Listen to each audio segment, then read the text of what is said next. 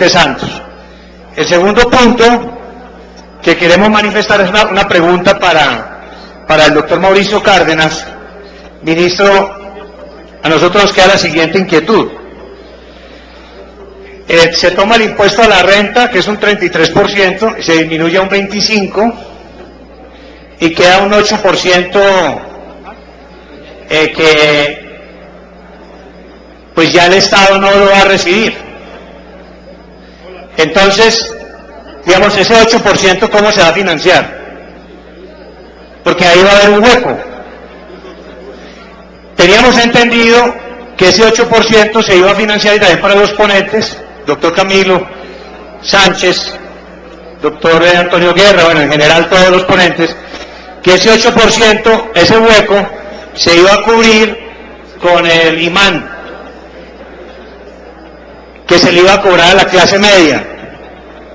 Pero ya ese imán se empezó a desmontar, y eso nos parece muy importante, que en la ponencia ustedes prácticamente lo están desmontando, porque el argumento era, se va a acabar con la clase media, pero ustedes en la ponencia, eso es importante, ustedes lo desmontaron.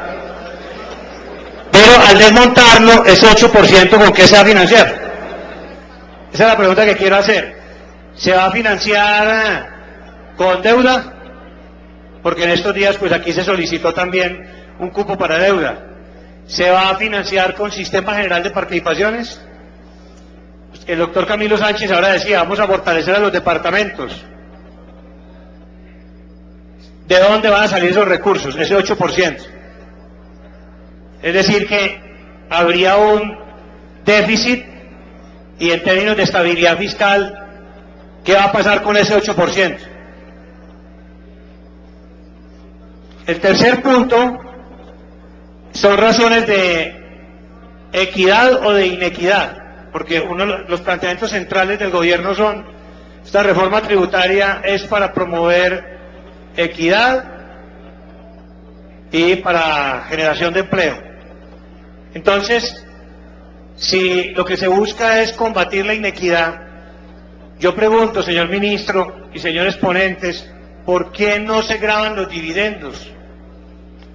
Porque hay mucha gente en Colombia que de todos modos gana por dividendos, y ganan muchísimo por dividendos, pero en la ponencia, hasta donde yo veo en la ponencia, no está claro que los vayan a grabar. Entonces, esa es una propuesta que hace el movimiento Mira, porque si vamos a generar equidad en Colombia, y como decía el presidente Santos, los ricos van a chillar, pues yo en este momento no veo que los ricos vayan a chillar. Ahora, a la larga, no sé, el objetivo no es que los ricos chillen, sino que haya una verdadera justicia tributaria en nuestro país y una verdadera redistribución del ingreso. Entonces, que se graben los dividendos, porque la gente lo que hoy en día es, se pone un salario de 2 millones o de 1,5 millones y se ponen 30 millones o 40 millones en dividendos. Que los graben.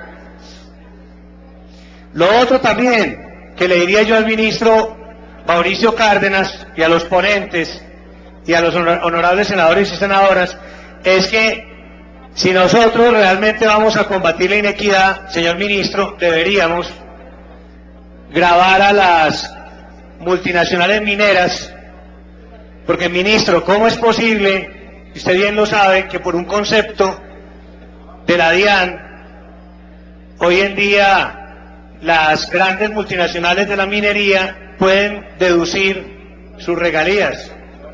Y nosotros tenemos aquí pues la respuesta que nos envió la DIAN, y son cerca de 10 billones de pesos o más que han podido deducir de renta las grandes multinacionales mineras.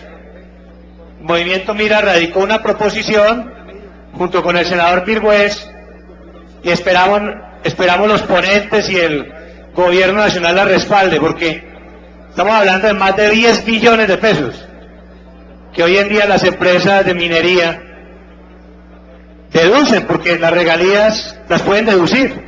Son 10 billones de pesos. Si realmente es una empresa, una reforma tributaria que busca generar equidad, entonces que elimine por ley, porque hoy en día lo que opera es una interpretación doctrinal de un concepto de la DIAN, no más, sino que por ley de una vez el Congreso de la República le prohíba a estas empresas multinacionales, a las empresas de la gran minería, deducir sus regalías en renta. Y también, pues, se está creando un nuevo impuesto, que es el Impuesto Nacional del Consumo. Se crea un nuevo impuesto. El impuesto está bien concebido, porque es un impuesto que grava los bienes suntuarios. Pero por eso no entendemos, ministro y señores ponentes, por qué motivo en la reforma se están gravando, por ejemplo, las fruterías, panaderías, se está gravando la telefonía celular, se están gravando equipos de ordeño, el maíz para el consumo animal. No entendemos por qué, si el impuesto al consumo es para bienes suntuarios, por qué se están gravando estos productos. Ahí también estamos radicando una proposición, porque si el objetivo es generar equidad, pues consideramos que ahí hay una gran inequidad. El último punto con el cual quiero finalizar es en relación con la generación de empleo, porque lo que se busca es generar empleo y formalizar. Entonces ya tenemos en el país el ejemplo de la ley de primer empleo. La ley de primer empleo tocó el tema de parafiscales y condicionó los beneficios. Eso es lo que decía el presidente Santos, el candidato Santos, en el video. Vamos a ayudarle a las microempresas, a las pequeñas empresas, para que no solo nazcan, sino que permanezcan. La ley de primer empleo ha sido objeto de análisis, por ejemplo, por el Observatorio de la Universidad Externada de Colombia, del Observatorio Laboral, y el Observatorio Laboral dice, solo generó 11.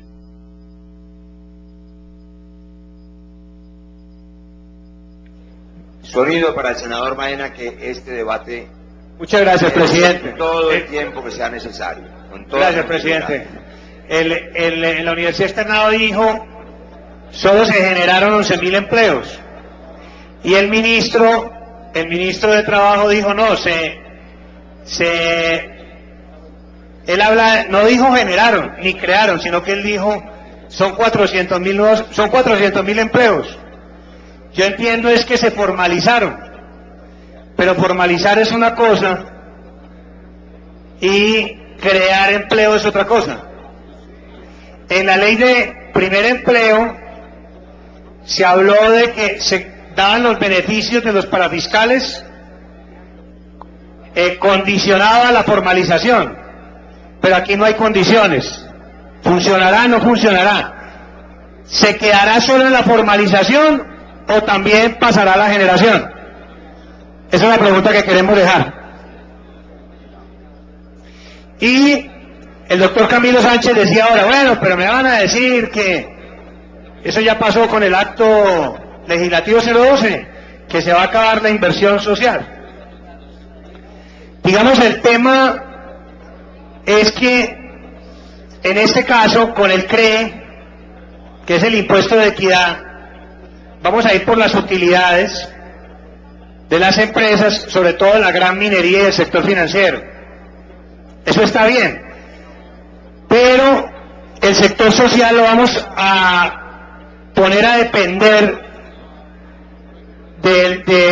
digamos, ese sector privado. Entonces el sector privado va a ganar una gran capacidad de negociación, porque si generan, pues hay para los programas sociales.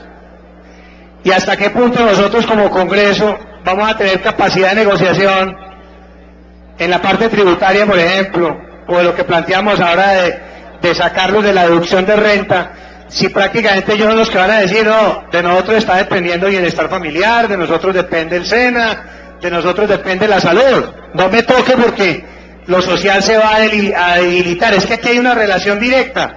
No es como en otros actos legislativos donde se toca directamente el ingreso de una entidad territorial. Por ejemplo, se le dice, ya no le vamos a girar tanto, o el sistema general de participaciones va a funcionar de otra forma, sino que aquí hay una correspondencia directa y una dependencia.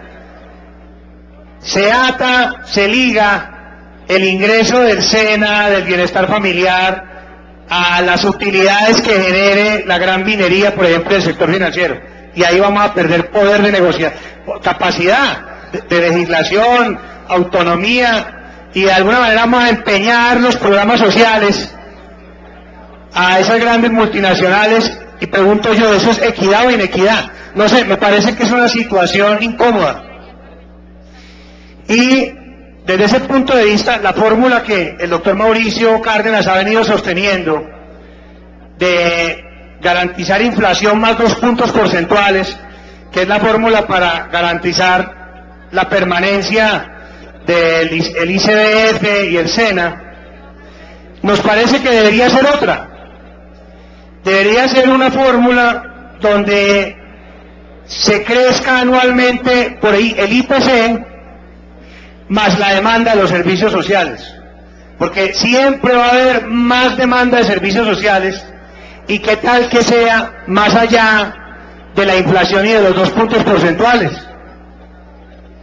La manera de evitar eso y dar garantías de permanencia a programas sociales tan importantes, porque se trata de la niñez, se trata del SENA, que genera el emprendimiento, es acudiendo al IPC y también a la demanda de los servicios sociales, y en ese sentido vamos a radicar también una proposición. Presidente, muchas gracias. Con mucho gusto, senador Baena. El senador Carlos Ama, vocero de su bancada uninominal.